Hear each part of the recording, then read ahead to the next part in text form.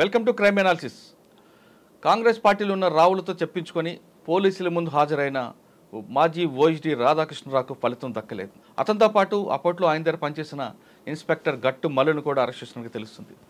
ఇద్దరిని కూడా మరి కాసేపట్లో న్యాయమూర్తి ముందు హాజరుపరిచారు.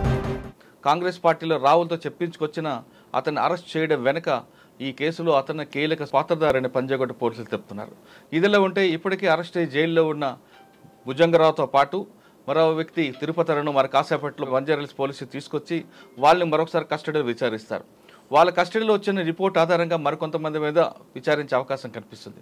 అసలు పోలీస్ ఆఫీసర్ని తీసుకొచ్చిన తర్వాత ఇప్పటికేమైనా రాధాకృష్ణునితో పాటు భుజంగరావు తిరుపతిని కలిపి విచారిస్తారా, లేదు విడివిడిగా విచారిస్తారా, ఆ ప్రొసీజర్ ఏ విధంగా ఉండబోతున్న విషయాన్ని మాజీ పోలీస్ ఆఫీసర్ డాక్టర్ సర్వేశ్వరరెడ్డి గారిని తెలుసుకుందాం. సార్ నమస్తే అండి. నమస్తే. సార్, ఫోన్ ట్యాపింగ్ కేసు చూస్తున్నాం. ఇది ఎక్కడో ప్రణీత్తో స్టార్ట్ అయిన వ్యవహారం రకరకాల తిరుగుతుంది. అందరూ అనుకున్నట్లుగానే అప్పట్లో ఓఎస్డీ రాధాకృష్ణరావు మీద వెళ్ళింది, ఎఫ్ఐఆర్ ఆయన పేరు వచ్చింది. ఆయన పారిపోయాడని అందరూ అనుకున్నా కానీ ఆయన పారిపోకుండా ఇండియాలో ఉన్నారు. కానీ ఎక్కడో షెల్టర్ తీసుకున్నట్లు తెలుస్తుంది. అది ఆయన ఒక లాబీ నడిపి పోలీసుల ముందు వచ్చి తనని ఎవరు అనొద్దు, నేను సరెండర్ అవుతాను, వాస్తవాలు చెప్తానంటూ చెప్పడంతో కాంగ్రెస్ పార్టీలో కొంతమంది రావులు ఆయన్ని సపోర్ట్ చేద్దామని చూశారు. ఆయన వాళ్ళు ఇచ్చిన భరోసా మేరకు పోలీసు ముందుకు వచ్చినా అతనికి ఫలితం దక్కలేదు కనిపిస్తుంది. అయితే ఒక కేసు ఫోన్ ట్యాపింగ్తో పాటు అంటే ప్రతిపక్షాలు ఫోన్ ట్యాప్ చేయడంతో పాటు దీని ముసుగులో కొంతమంది హవాలా వ్యాపారులని, డైమండ్స్ వజ్రాల వ్యాపారులని కిడ్నాప్ చేయడం, రియల్ ఎస్టేట్ వ్యాపారులు తలదోచడం, ఈ డబ్బులు గుంజుకున్నారంటే మరికొన్ని కంప్లైంట్లు రాధాకృష్ణరావు మీద రావడంతో అతని మీద కూడా మరో కేసు అయినట్టుగా తెలుస్తుంది. ఇప్పుడు భుజంగరావు గారు అదేవిధంగా తిరుపతిని తీసుకొస్తారు, కస్టడీలో విచారిస్తారు. మీరు ఒక ఆఫీసర్గా చేశారు కాబట్టి మీరు గతంలో ఉప్పల్లో ఉన్నప్పుడు మీ డిపార్ట్మెంట్ వ్యక్తినే ఒక ఇన్స్పెక్టర్ని ఒక మర్డర్ కేసులో తీసుకొచ్చారు. అంటే అది కొంచెం ఎంబరాసింగ్గా కనిపిస్తుంటుంది. బయట నేరస్తులతో మాట్లాడడం వేరు, సేమ్ డిపార్ట్మెంట్ వాడిని కూడా మాట్లాడడం, అరే తురే అన్నపోవడం ఉంటాయి. ఒక్కోసారి వాళ్ళు పోలీసులే కాబట్టి మీకు ఇంటరాగేషన్లో సహకరించకుండా కొంచెం ఎస్కేప్ అవ్వడం ట్రై చేస్తుంటారు. అటువంటి కేసుల్లో బ్రేక్ త్రూ రావాలంటే ఒక పోలీస్ ఆఫీసర్గా మీరు ఏం చేసేవారు? ఒకసారి ఆ ఎగ్జాంపుల్ కూడా చెప్పండి. పోలీస్ ఆఫీసర్ అయినంత మాత్రాన there is no way to escape if you committed the offence. సరే, ఒక స్టార్టింగ్లో ఈయన కూడా యూనిఫామ్డ్ ఫోర్స్లో కూడా కాన్సెప్ట్ కొంచెం స్మూత్గా డీల్ చేస్తే అతను break guard taking advantage of smoothness and earlier department friendship కారు మరి కదా అక్కడ చూస్తారు. కాకపోతే we know the techniques how to get the truth from. అంటే వేరే టెక్నిక్ అంటే మీరు మిగతా క్రిమినల్స్కి అయితే కొట్టడం చేస్తారు, ఈయన కొడతారా లేదు ఆయన చేసిన క్రైమ్కి తగ్గట్టు ఎవిడెన్స్ చూపించుకుంటూ బ్రేక్ చేస్తారు? ఆల్రెడీ ఎవిడెన్స్ కలెక్ట్ చేసుకున్నాకనే అరెస్ట్ చేస్తారు. పోలీస్ ఆఫీసర్ కానీ లేకుంటే ఎనీ ఆఫీసర్స్ కానీ వితౌట్ ఎవిడెన్స్ వేగ్గా పిలవరు. ఎందుకంటే చాలా రకాలైనటువంటి సాక్ష్యాలు కలెక్ట్ చేస్తాం, సర్కమ్స్టాన్సెస్ చేస్తాము, తర్వాత ఐ విట్నెస్ చేస్తాము, ఇంకా రకరకాల విట్నెస్, ఎక్స్ట్రా జ్యుడిషియల్ విట్నెస్ చేస్తాము. చేసిన తర్వాత నేను కలిసి కాంట్రడిక్షన్ పిలిపిస్తాం. ఒప్పుకుంటే వెల్ అండ్ గుడ్, ఎస్ అవును నేను పోయినా, నేను చేసిన. ఇప్పుడు statement made before police officer not admissible. ఒప్పుకున్నంత మాత్రం నేరస్తులు కాదు. ఆ స్టేట్మెంట్ పోలీసు రాస్తే సెక్షన్ 25 అది చెప్తా ఎవిడెన్స్ యాక్ట్. అట్లా రికవరీ పర్సన్ చూపిస్తే 27 కింద మనం అరెస్ట్ చేస్తారు, అది వ్యాలిడిటీ ఉంటుంది.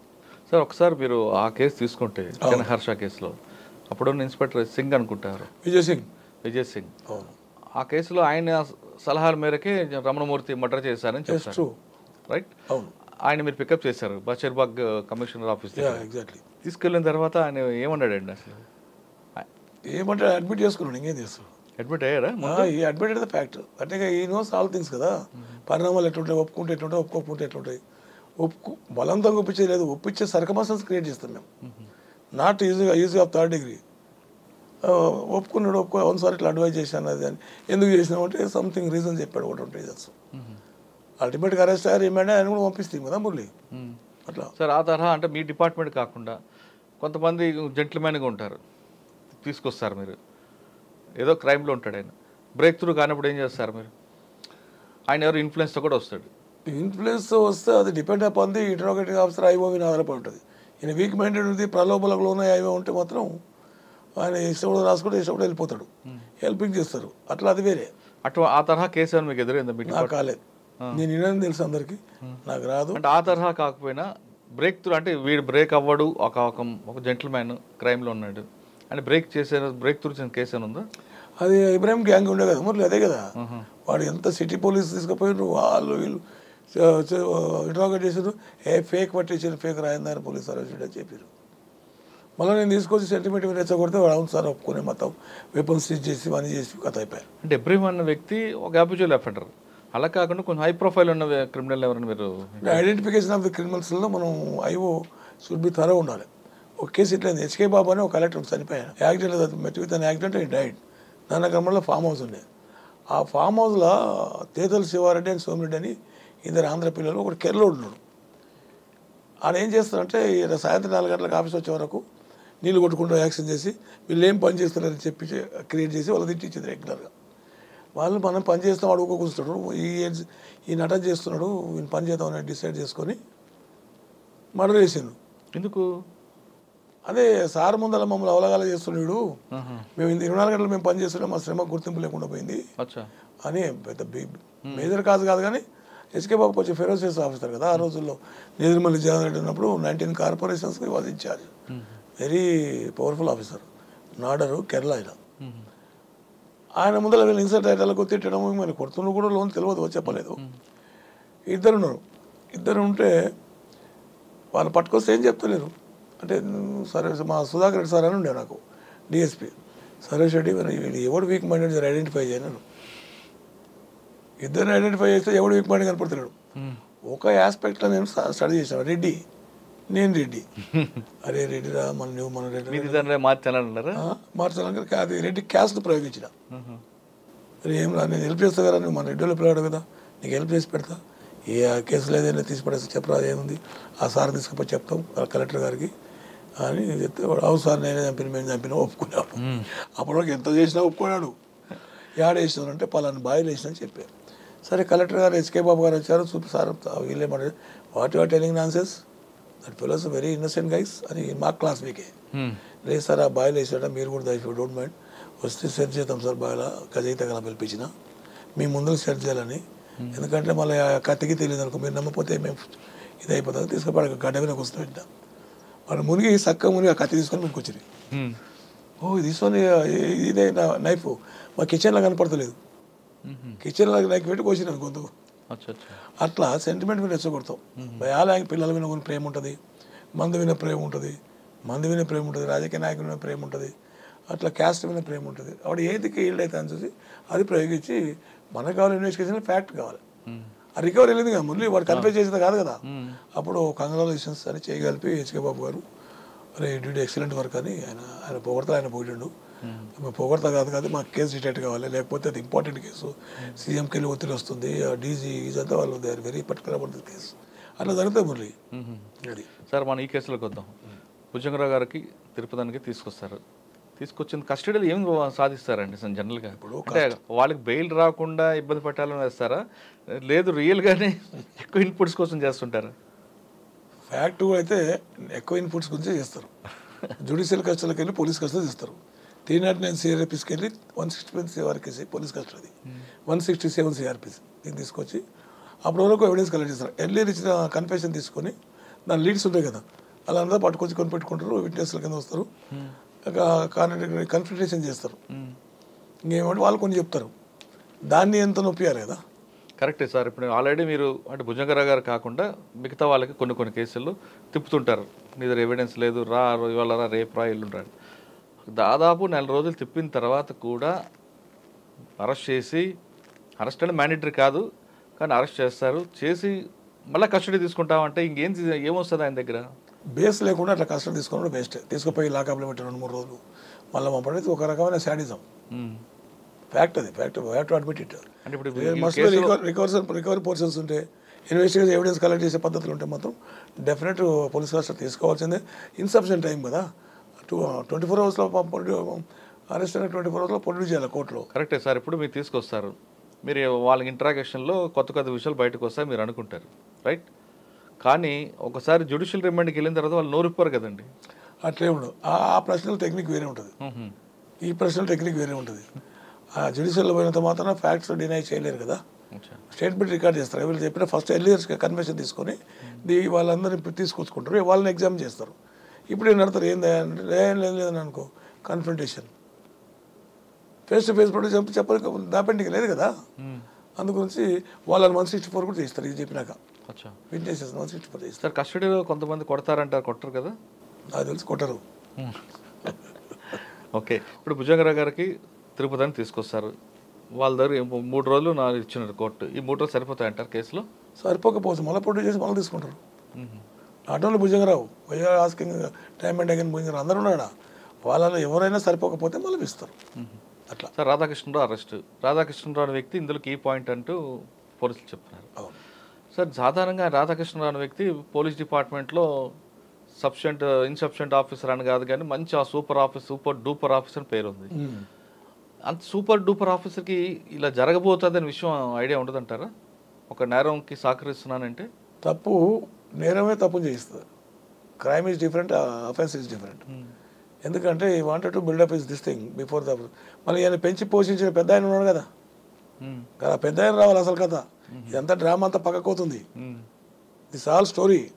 వాళ్ళు ఏం చేస్తారంటే రాధాకృష్ణ గారు ఏం చేస్తారు, తర్వాత భుజంగరావు ఏం చేస్తారు, తర్వాత తిరుపతి అన్న ఏం చేస్తాడు, ఎవరు ఏం చేయలేరు. ఆడ కూర్చొని ఒక పెద్ద ఆయన ఇన్స్ట్రక్షన్ ఇచ్చినప్పుడు ఆ పెద్ద ఆయననే రెస్పాన్సిబుల్ డైరెక్ట్.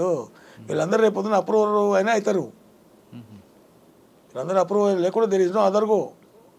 అప్రూవల్ కాకపోతే ఈయన నెరవేసుకున్నారు, అప్రూవల్ అయితే తప్పించుకున్నారు. ఆ ఛాన్స్ ఉంది ఆడ.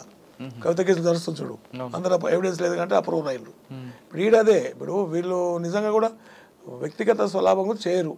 ఎందుకంటే టెలిఫోన్ ట్యాపింగ్ అనేది గవర్నమెంట్ ఇంట్రెస్ట్.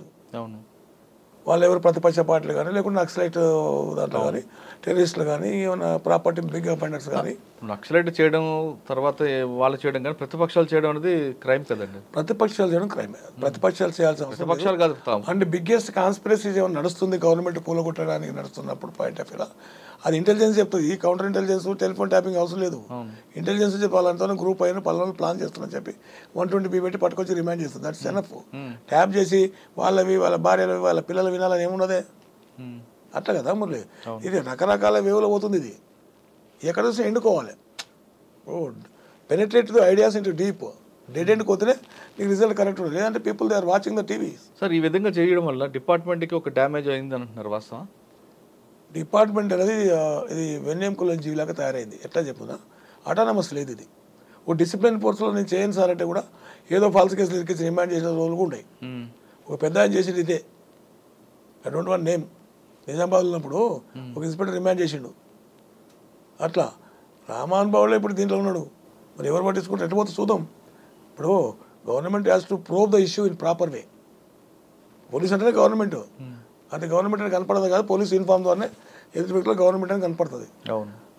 అట్లాంటప్పుడు ఇప్పుడు అసలు చేరుకోకుండా ఎన్ని చేస్తే ఏముంటుంది చెప్పు. వాట్ ప్రైవేట్ ఇంట్రెస్ట్ భుజంగరావు కానీ రాధాకిషన్ రావు కానీ వాళ్ళకేం ప్రైవేట్ ఇంట్రెస్ట్ ఉంటుంది, ప్రభాకర్ రావు కానీ ఏం ఇంట్రెస్ట్ ఉంటుంది. ఇప్పుడు ఇన్స్ట్రక్షన్ గివెన్ బై హైయర్ అప్కి వెళ్ళి కిందకి వచ్చిందంటే వాళ్ళు తప్పకుండా చేస్తారు. తేవడానికి కూడా కొంచెం స్వార్థంగా ఉంటుంది. తప్పని తెలుస్తుంటుంది, తప్పని పట్ల చేయాల్సి వస్తుంది. అదే అడుగుతున్నాను క్వశ్చన్. రాధాకృష్ణరావు గారు చాలా తెలివైన ఆఫీసర్, చార్జ్ షీట్ బాగా వేస్తారని పేరుంది. అటువంటి వ్యక్తి నేరం చేస్తున్నాం, రేపు ఏమైనా నాకు చుట్టుకోవచ్చు మెడకి అని ఆలోచన రాదంటారా? లేదు నన్ను ఎవరైనా చేయలేరు, నేను డిపార్ట్మెంట్ వెళ్ళిపోతున్నాను కాబట్టి అని ఒక కాన్ఫిడెన్స్ అనుకోవచ్చు. రాధాకృష్ణరావు తెలివైనాడు, నో డౌట్. అయితే భుజంగరావు కూడా తెలివైనాడు, హార్డ్ వర్కర్. వీళ్ళంతా హార్డ్ వర్కర్. భుజంగరావు వర్క్స్ అంటారు మీ కదా, ఆయన వర్క్ చూస్తుండే నేను. పర్ఫెక్ట్ అప్డేట్ ఉంటుండే. So good rap with officers కూడా ఉంటుండే. I don't know. ఇక మరి రాధాకృష్ణరావు కూడా ఈజ్ క్లెవర్ ఆఫీసర్, దాని డౌట్ లేదు. వీళ్ళ క్లెవర్నెస్ వీడికి కాదు కదా, ఆడ క్లెవర్నెస్ మర్చిపోయింది. ఇది మర్చిపోయి చేసింది yield to the instruction given by the. Sir ఒక పెద్ద అని చెప్పాడు అనుకుందాం సార్, ఆయన ఆన్ పేపర్ చెప్పాడు, రైట్? ఆపరేషన్ చేయించమన్నారు వీళ్ళ చేత. చేస్తున్నప్పుడు వీళ్ళు వ్యతిరేకించవచ్చు కదా సార్, రేపు పొద్దున్న ఇష్యూ అయితే మా మెడ చుట్టుకుంటుందని. ప్రభాకర్ రావు ఒకటి మాట్లాడింది కదా, ఐజీ ప్రభాకర్ రావు ట్రోల్ అవుతుంది అక్కడక్కడ. ఆయన ఎవరో అని చెప్తారు, రేపు ఇది కాదు మర్డర్ చేయమంటారు. లేలే చేయరు, మర్డర్ చేయమంటే చేసేది కదా, నువ్వు చూసుకోవాలి. అది చూసుకోవాలంటే ఇట్లా బ్లోఅవుట్ అనేది ప్రిడిక్ట్ చేయలేదు కానేమో. గవర్నమెంట్ ఇంట్రెస్ట్ కదా, గవర్నమెంట్ ప్రొటెక్ట్ చేద్దామనే ఉద్దేశంతో చేసిండ్రు మరి. అది ఉల్టా అయింది. ఉల్టా కావడానికి కారణం కూడా మహానుభావుడే. కరెక్టే సార్, ఉల్టా అయింది. ఒకవేళ ప్రొటెక్ట్ చేయాల్సిన బాధ్యత ఆయన మీద ఉంది కదా, పెద్ద ఆయన మీద. పెద్ద ఆయన బయటకు వస్తే బ్రతుకుతారని బయటకు రాడు అన్నారు. పెద్ద ఆయనే ముందుకు వచ్చి నేను చెప్తాను మీరు అందరూ చేశారని ఒక మాట అంటే ఇష్యూ క్లోజ్ కదా, అది క్లోజ్ అవుతుంది. అరే ఆయన ఇరుకుతాడు. అవును, ఆయన మాత్రం ఏం పవర్ ఉంది? ఇల్లీగల్ ట్రాపింగ్ చేసే పవర్ పెద్ద కూడా లేదు కదా. ఓన్లీ నక్సలైట్ టెర్రరిస్టు రికార్డింగ్స్ మాత్రం అఫీషియల్ పర్మిషన్ తీసుకుంటారు. దీనికి కూడా తీసుకోవాలి నువ్వు. సామాన్య మానవులకు స్వేచ్ఛను హరించే పవర్ పోలీసుకు లేదు కదా. ఇప్పుడు ఆ పెద్ద ఆయనకి ద్వారా వచ్చానని చెప్తున్నారు వీళ్ళు. ఓకే, ఒక బాస్, ఆ బాస్ ముందుకు వచ్చి లేదు నేను చెప్తేనే చేశాను అని ఒకవేళ ముందుకు వచ్చారనుకోండి, వీళ్ళందరికీ శిక్ష తగ్గుతుందా? లేదు ఉపశమనం అది కూడా ఉంటుంది. అక్యూజ్లో ఉంటాడు, అక్యూజ్ తీసేయలేరు కోపంగా, నీవు ఎట్లా చేస్తావు అంటారు. లా ప్రొటెక్టివ్ ఏజెన్సీలో part of the law protective agency. How can you do like this అని చెప్తావు. Healed the instructions but save your skin. Instruction నువ్వు కానీ నీ స్కిన్ నువ్వు సేవ్ చేసుకోవాలి అనేది ఈయన మధ్యలో వస్తుంది. చేయలేదంటే బ్లైండ్గా believe the instruction given by the officer. వినలేదనుకో ఏంటి స్ట్రాంగ్ కాంటాక్ట్ అని పెట్టి లేని పోలింగ్ ఆఫీసర్ చెప్పి ఆడబట్టడానికి ఇచ్చేస్తారు. సార్ ఒకవేళ ఒక ఆఫీసర్ చెప్పారు, చెప్పగానే వీళ్ళు ఎస్ అనుకుంటా, నో అంటే ఏం చేస్తారు వాళ్ళు? ఏమీ చేయలేరు. ఒక ట్రాన్స్ఫర్ లేదంటే ఎన్నో ఇంకో కేసులో పనిచేసినప్పుడు ఆ కేసులో ఇన్వెస్టిగేషన్ కరెక్ట్ చేయాలని ఛార్జ్ పంపిస్తారు. వెంట అప్ టు సస్పెన్షన్. అంతకన్నా ఏమీ చేయలేదు. అంతకన్నా మరి ఎందుకండి ఇంత తిప్పలు పడ్డాం? వీళ్ళు నేను అనుకుంటే వీళ్ళు ఎక్స్పెక్ట్ చేయలేదు. పెద్ద ఆఫీసర్ బలమైనడు కదా, అన్నిట్లో ప్రొటెక్ట్ చేస్తాను అనుకున్నాడు. ఇప్పుడు అట్లా అనుకుంటున్నా రేపు పొద్దున వీళ్ళందరూ ఆస్ట్రేలియా అప్రూవల్ మార్పు మీరు చూడండి. మురళి నేను చెప్తున్నా, వీళ్ళ లైఫ్ అయితే లాస్ అయిపోయాయి కదా ఆ పెద్ద ఇన్స్ట్రక్షన్స్ అని. మరి దే వాంట్ టు రిట్రీట్ అంటే మాత్రం definitely they have to become చెప్పాలి. నాకున్న సమాచారం ఒక పెద్ద ఆయనతో మాట్లాడితే ఏం చెప్తారంటే వీళ్ళు పేరు చెప్తే కూడా రాస్తలేనంట అని చెప్తారు. మరి ఎంతవరకు కరెక్ట్ ఐ డోంట్ నో. రాయాలి, చెప్పాలి. ఏంది వాట్ ఎవర్ ఇట్ ఈస్, అందరు all are before equal before the law కదా. మళ్ళీ వీళ్ళన్నారు ఒబిడియంట్ ఉన్నారు, డిసిప్లిన్ ఫోర్స్లో డిసిప్లిన్ ప్రదర్శించారు. సరే ఆయన చెప్పలేదు అనుకోండి, ఆయన చెప్పకుండా వీళ్ళకి చెప్పలేదు అనుకుని లేదు మురళి. సార్ ఆయన నోటీసులో లేదు. ఇప్పుడు దాని శిష్యులో ఆయన ఉన్నాడు, దాంట్లో పర్చేజ్ దాంట్లో బయట చెప్తున్నారు. ఎలక్ట్రానిక్ చేసుకొచ్చారు కదా. కరెక్టే సార్. ఆయన వెర్షన్ ఎలాగుందంటే పెద్ద అయింది, నాకు తెలియకుండా జరిగిపోయింది, ఒక వర్గం నన్ను బైపాస్ చేశారని చెప్తున్నారు ఆయన బయట వ్యక్తులతో. ఒకవేళ ఆ విధంగా అనుకుందాం, ఆయనకి తెలియకుండా ఇంకొక ప్యారల్గా ఒక టీం నడుస్తుందని అలా అనుకుంటే ఆయన ఇన్సఫిషియెంట్ అనుకోవాలా, గుడ్ ఆఫీసర్ అనుకోవాలా? Total incompetent and insufficient incapable fellow.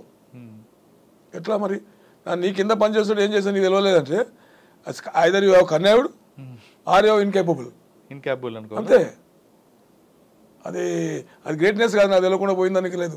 సచెస్ big officer వీళ్ళంతా రోజు పొద్దున్న లేస్తే మాట్లాడితేనే పక్క కొడతారు. మళ్ళీ ఆయన ఎక్కడ ఉంటున్నాడు, పెద్ద బాధ దగ్గర పోయి రోజు పొద్దున్న మార్నింగ్ పోయి ఇవ్వాలి ఇన్ఫర్మేషన్. మరి ఆయన చెప్పినాడా? ఇది వితౌట్ గవర్నమెంట్ నోటీస్ లేకుండా కాదు మురళి. వాట్ ఎవర్ ఇట్స్ ఏమన్నా దాంట్లో అక్కడికి ఇన్స్ట్రక్షన్ ఈ పెద్దానికి వస్తాయి, ఆ నుండి కిందికి వస్తాయి.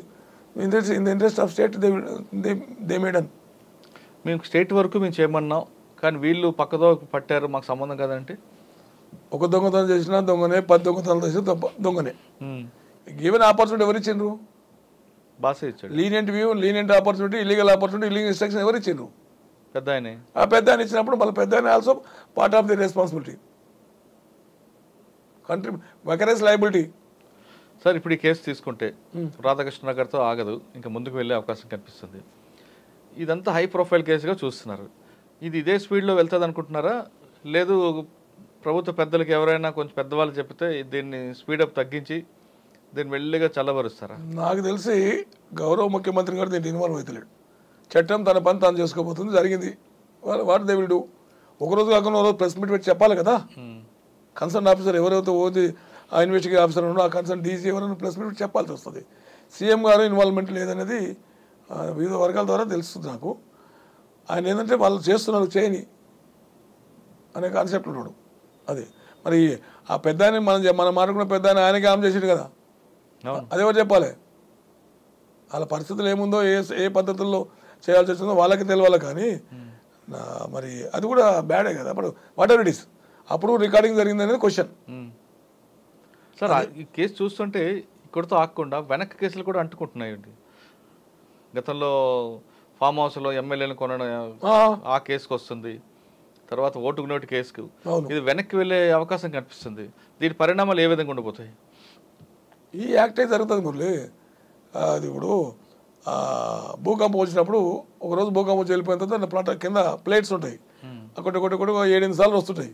అట్లా ఇంటర్లింక్డ్ ఉంటాయి ఇవన్నీ. ఇంటర్లింక్డ్ దాంట్లో కూడా చేపించారు, ఎవరు చేసిండ్రు అనేది మళ్ళీ ఈ గ్రూప్లో ఎవరెవరు చేస్తారు. మళ్ళీ ఎవరు ఇన్స్ట్రక్షన్ ఇచ్చిండ్రు, అయితే సైబరాబాద్ ఇచ్చినాలే లేకుంటే హైదరాబాద్ ఇచ్చినాలే. అది మళ్ళీ ఎవరికి తలతో తెలియదు, అది కూడా ఇల్లీగల్.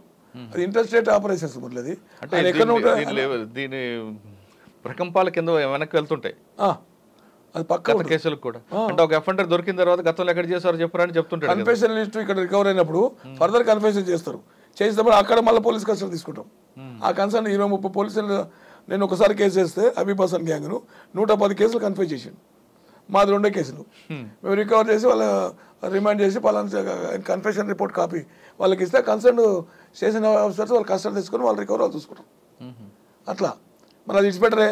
అంటే ఈ కేసులో ఒకవేళ గవర్నమెంట్ కోర్టే ఇన్వాల్వ్ గతంలో ఇది కొంచెం పెద్ద కేసులా కనిపిస్తుంది కాబట్టి ఒక సిట్ పెట్టి రిటైర్డ్ హైకోర్టు జడ్జితో ఎంక్వైరీ చేస్తే చాలా విషయాలు బయటకు వచ్చే అవకాశం ఉంది. అట్లా కాదు, రిటైర్డ్ హైకోర్టు ఫర్నిచర్ ఇప్పుడు ఇన్ఫ్రాస్ట్రక్చర్ ఎక్కడ ఉంటుంది వాళ్ళని ఎందుకు కోర్టును గుంజాలి?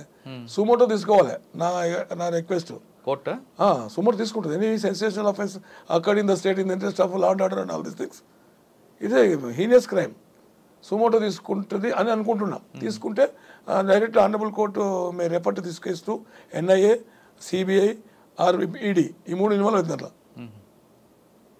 అప్పుడు ఈ చిన్న పెద్ద ఏం లేకుండా వస్తారు అందరం. ఇప్పుడు మేడం గారు అక్కడ ఉన్నారు కదా, PML యాక్ట్ వచ్చింది. దీనికి కూడా మీరు చెప్పిన దాన్ని పట్టి వస్తే వేరే కాంప్లైంట్ ఇచ్చింది వ్యాపారులు గీపారులు అని చెప్తారు కదా, అక్కడ మనీ ల్యాండింగ్ అవుతుంది కదా. మనీ లాండరింగ్ ఆల్రెడీ జరిగింది కదా. ఇక్కడ ఒక MLC కొంత అమౌంట్ సెట్ చేశాడు, ఆ అమౌంట్ ద్వారా ఎక్విప్మెంట్ తెప్పించుకుని వస్తుంది. అవును, అది CRలో ఉంది కాబట్టి PML యాక్ట్ కూడా వచ్చే అవకాశం ఉంది. PLML వచ్చే అవకాశం అంటే PML డైరెక్ట్ ఇన్వాల్వ్ కాదు, FIR ఇష్యూ చేయదు, రెఫర్ చేస్తే పోతుంది సెంట్రల్ ఆర్గనైజేషన్లో. అట్లా అందుకొరకు హైకోర్టు ఏమన్నా సుమోటో తీసుకుంటుందో అని నేను అనుకుంటున్నాను. ఓకే సార్, ఇప్పుడు ఫైనల్గా చెప్పండి, ఈ పరిణామాలు కాంగ్రెస్ పార్టీకి ప్లస్సా మైనస్సా ఇప్పుడు రాబోయే ఎలక్షన్ వరకు అయితే? ఒక సామాజిక వర్గాన్ని అరెస్ట్ చేస్తున్నారనే ప్రచారాన్ని ఆపోజిట్ పార్టీ క్రైమ్ చేసినప్పుడు సామాజికమైంది వర్గమైంది మురళి. ఇప్పుడు సామాజిక వర్గం తప్పు చేస్తే వదిలిపెట్టాలా? పెట్టడం కాదు కానీ ఎక్కువ మంది వాళ్ళే ఉన్నారు కదా, ఇంపార్టెంట్ పోస్టులో వాళ్ళే ఉన్నారు, వాళ్ళే చేశారు కదా. రెడ్డి ఎవరని చేస్తుంది ఆపినా కాపలే కదా, వాళ్ళే ఉంది రెడ్డిస్ అంటారు. ఇప్పుడు అంత వేరేం లేదు. ఏదో అయితే బట్టగా అందులో 2-3 వేరే సామాజిక వర్గం ఉన్నారు ఆ టైంలో. ఆడికి రాలే ఇంకా వచ్చారు కదా, ఇద్దరు పడ్డది కదా. ఎవరు గారు ఆ సామాజిక వర్గం కాదు. అవును, వాళ్ళ ప్లే అది కాదు రెడ్డి. అట్లా రెడ్డి నాకు తెలిసి అయితే ఒకరిద్దరు ఉంటే ఉండొచ్చు, కానీ అది సామాజిక వర్గం కూడా ఉన్నారు కదా 2-3. ఇవి కాన్సే అప్పుడు వాళ్ళ ద్వారా పోతుంది కానీ అండర్ ఇన్వెస్టిగేషన్ ఉంది కదా, ఇలాంటి సైడ్ ఇట్లా పోతుంది తెలియదు మరి. కానీ ఎక్కువ బలమైన సామాజిక వర్గం ఉన్నారు కాబట్టి ఇప్పుడు ఈ పర్చేసింగ్ ఆఫ్ ట్యాపింగ్ మిషన్స్ అన్ని ఇంకొక సామాజిక వర్గం ఆడ ఉండి ఆయన ఏజెంట్ ఉండి ఈ డబ్బులు కలెక్ట్ చేసుకొని ఆడికి వెళ్ళి తెచ్చింది. ఇక్కడ వయలేషన్ ఆఫ్ స్మగ్లింగ్ యాక్ట్ వస్తుంది, డిఫెన్స్ యాక్ట్ వయలేషన్ వస్తుంది, సెంట్రల్ గవర్నమెంట్ యాక్ట్ వస్తుంది. ఇవి ఉన్నాయి మరి అది ఎట్లా చేస్తారో చూడాలి. అంటే 1000 కళ్ళతో 1000 చెవులతో చూస్తుంది సొసైటీ, ఇంటెలెక్చువల్ సొసైటీ కానీ department, entire department also is looking to what's. Sir ఇప్పుడు ఫైనల్గా ఈ కేసులు రాబోయే ఎలక్షన్లో పార్టీకి నష్టం వస్తుంది, కాంగ్రెస్ పార్టీకి సానుభూతి వచ్చే అవకాశం ఉందా? TRSకి ఏమైనా? పార్టీకి ఏం నష్టం లేదు, కాంగ్రెస్ పార్టీకి నష్టం వచ్చే రీతిలో రేవంత్ రెడ్డి ప్రవర్తించలే కదా. రేవంత్ రెడ్డి ఇష్యూడు ఈ కేసు FIR ఇష్యూ చేసింది ఒక అడ్వకేటు, కంప్లైంట్ చేసింది, దాని బేస్ ఇన్వెస్టిగేషన్ నడుస్తుంది. సుమోటోలు చేయలే కదా, సుమోటోలు చేస్తే then must we can suspend the role of the power government. Arun Kumar complaint వినే కదా, అడ్వకేట్ అరుణ్ కుమార్ కంప్లైంట్ కాదు అది, ఆయన కంప్లైంట్ ఇంకా ఉంది, దానికి వేరేగా వెళ్ళే అవకాశం ఉంది. అంటే కాంగ్రెస్ పార్టీకి ప్లస్ ఉండదు, BRSకి మైనస్ ఉండదు అంటారు. BRSకి మైనసే ఉంటుంది. వీళ్ళంతా దాంట్లో పనిచేసి ఆ గవర్నమెంట్ ఫేవర్ గురించి పనిచేసింది కదా, ఇటువంటి పనులు చేయించిన అనే ఒక ఫీలింగ్ సొసైటీలో వస్తుంది అంటారు. మన ఇండివిజువల్ లిబర్టీ కానీ మన సామాజిక వర్గాన్ని అనగదొక్కుతున్నారని ఒక సానుభూతి రాదంటారు. ఇప్పుడు ఎట్లా చేసినా ఏదో బట్టగాల్చి మేనేస్తారు మురళి. అప్పుడు రెడ్లు అని ఇప్పుడు అంటారు, అప్పుడు వెలుబులు అని ఎప్పుడు అంటారు. ఇవన్నీ కామన్ నడుస్తుంటాయి. ఆ సామాజిక వర్గాల గురించి మనం పట్టించుకోవద్దు. కానీ ఎలక్షన్లో ఎవరికి ఫెచ్చింగ్ అవుతుంది అంటే కాంగ్రెస్కి అవుతుంది. ఇప్పుడు ఇన్వెస్టిగేషన్ అంతా ఇన్వాల్వ్ అయ్యి ప్రూవ్ చేస్తుంది కదా, అట్టప్పుడు జనరల్ వ్యూవర్స్ కానీ, పీపుల్స్ కానీ, న్యూట్రల్ మనుషులు కానీ, ఇంటెలెక్చువల్ సొసైటీ కానీ ఆలోచిస్తారు కదా. ఏం లేదు, నిప్పు లేకుంటే పొగరాదు కదా, ఆ యాంగిల్ ఆలోచిస్తారు. ఎవరికి ఫేవర్ కాదు, ఓటర్ డిసైడ్ చేసుకుని ఎవరు ఓటర్లు వాళ్ళు వేస్తారు. కాకపోతే ఎవరి ఫీలింగ్లు వాళ్ళే. BRS వాళ్ళు మాకే అవుతుంది ఫెచ్చింగ్, తప్పుడు కేసులు ఇచ్చి వేధిస్తున్నారని వీళ్ళు అంటారు సామాజిక వర్గం. మళ్ళీ ఇతరుల వాళ్ళు ఏమంటారు, మాకు సంబంధం లేదు, చట్టం పద్ధతి అంతా చేసుకుంటుంది, వాళ్ళంతా చేసి ఆ గవర్నమెంట్లో చేసిన కనుక మాకే పెంచిందని కాంగ్రెస్ అంటుంది. అది ఎవరు పెంచింగ్? బీజేపీ దాని మధ్యలో మాకే ఫిషింగ్ అంటది. ఇప్పుడు వాళ్ళ ఆలోచన వాళ్ళకు ఉంటుంది. 2 రకాల 2 పిల్లలు కొట్లాడుకుంటే కోతి ఆలోచన కోతికుంటుంది. రొట్టె కేసు ఉంది కదా, ఆడికి పోతారు, అది రొట్టె పద్ధతి తింటే ఇలా ఇక్కడ వాళ్ళు అక్కడ పోతారు. అట్లా బీజేపీ ఫీలింగ్ ఏంటంటే బీజేపీ ఇప్పుడు పవర్ అంటే మోడీ దాని మీద వస్తుంది. ఇప్పుడు నేషనల్ వైడ్గా ఇంటర్నేషనల్ కూడా మోదీ గారి మీద చాలా ఇది ఉంది. ఇప్పుడు బార్డర్ సిచ్యువేషన్ చూస్తున్నాం. China is preparing for war, Pakistan also cooperating, తర్వాత మారిషస్ కూడా వచ్చి అడ్డం పెట్టే, ఇవన్నీ పరిస్థితులు ఫేస్ చేస్తున్నారు కదా Modi. It's not a joke. ఇప్పుడు మొత్తం లక్షల మంది ఆర్మీని తీసుకుపోయి బార్డర్లో పెట్టినాం. ఈ ఇంటర్నేషనల్ కూడా మనకు మస్తు సపోర్ట్ దొరుకుతుంది. రకరకాలుగా మోదీ గవర్నమెంట్కే ఫెచ్చింగ్ అవుతుందని అనుకుంటున్నాం. మోడీ కావాలనేది కూడా నేను పబ్లిక్ ఒపీనియన్ తెలుసు మాట్లాడుతుంటాను కదా, మేము మోదీకి వేస్తారంటే ఎందుకు వేస్తారు అంటే ఇట్లా అని వాళ్ళే చెప్తుంటారు. నాట్ మై పర్సనల్ ఒపీనియన్ కాదు. అట్లా నేను ఎవరికి సంబంధం లేదు, ఏ పార్టీ సంబంధం లేదు. ఫోన్ ట్యాపింగ్ కేసులో పాత్రదారులు కాదు సూత్రధారులు కూడా పట్టుకోవాలంటున్నారు సర్వేశ్వర రెడ్డి గారు. పెద్ద ఆయన ఎవరో తెలుసుకోవాలనుకుంటే మరో బులెటిన్ చూడాల్సిన అవసరం ఉంది. పెద్ద ఆయన చుట్టే ఈ చక్రం తిరుగుతుంది కాబట్టి ఆయన్ని పట్టుకొని విచారిస్తే అసలు విషయం బయటకు వస్తుంది. వీళ్ళందరూ కేవలం పాత్రదారులే, వీళ్ళని ఇబ్బంది పెట్టడం కరెక్ట్ కాదంటూ సర్వేశ్వర రెడ్డి గారు చెప్తున్నారు. ఏమవుతుందో చూద్దాం. మరో అంశాలు మళ్ళీ కలుద్దాం. అంతవరకు నమస్తే. Thank you sir. Thank you very much. నమస్తే.